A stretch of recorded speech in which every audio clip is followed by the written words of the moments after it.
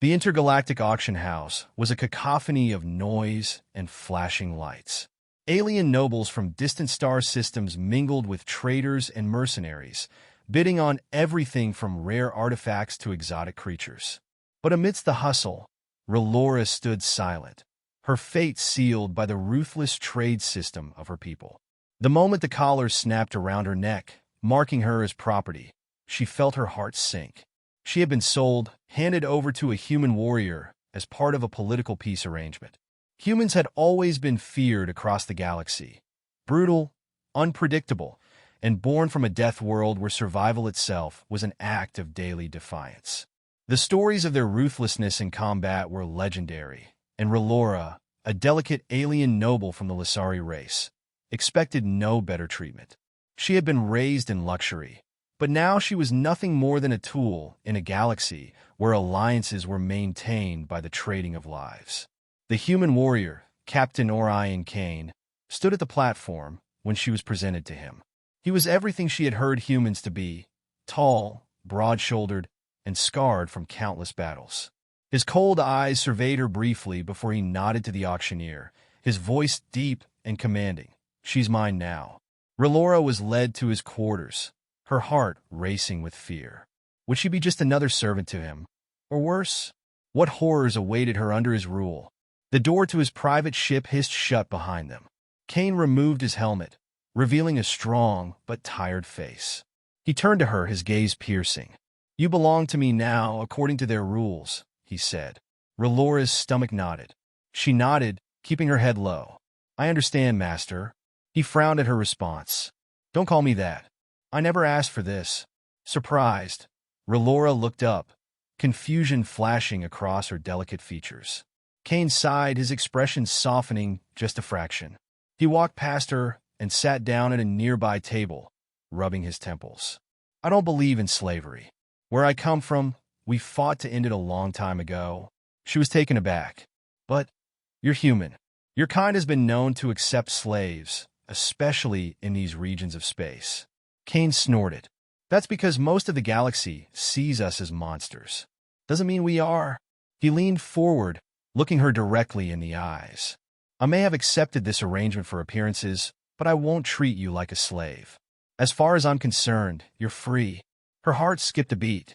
"But the law—" "Forget the law," he interrupted, his voice firm. "As long as you're on my ship, I make the rules." Rylora's mind spun, struggling to grasp the situation. In her world, hierarchy and status were everything. She had never met anyone who questioned the rules, let alone a human warrior who had the power to defy them. "But why? Why would you risk everything for me?" Kane stood, his armor clinking as he approached her. "Because I've seen enough suffering in this galaxy. You're not my property. You're a person, and you deserve to live like one." She didn't know how to respond. No one had ever spoken to her like this before, without condescension, without the weight of societal chains. "What do you want from me, then?" she whispered, still unsure of his intentions. Kane shrugged, a hint of a smile tugging at his lips.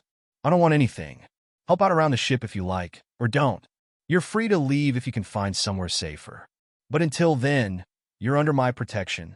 As the days passed, Rylora found herself in a world she had never imagined.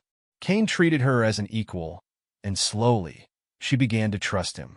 He taught her about his culture, the history of humanity's fierce independence, and their battle-hardened compassion.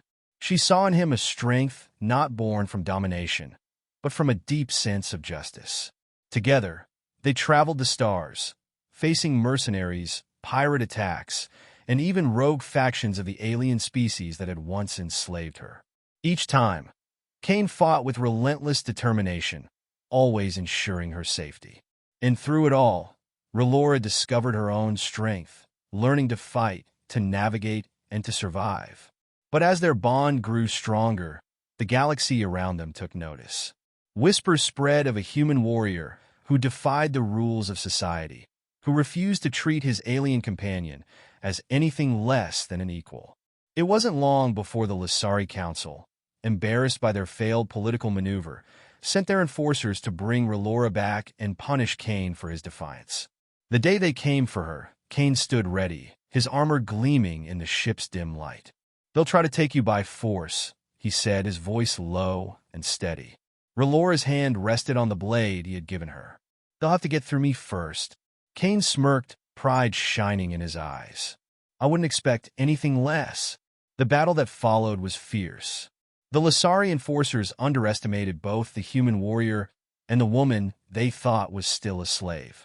But Kane and Rylora fought side by side, an unstoppable force of will and defiance.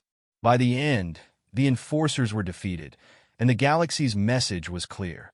Human warriors were not to be underestimated, and neither were those who stood with them. As they stood among the wreckage, Kane glanced at her, a smile tugging at the corner of his lips.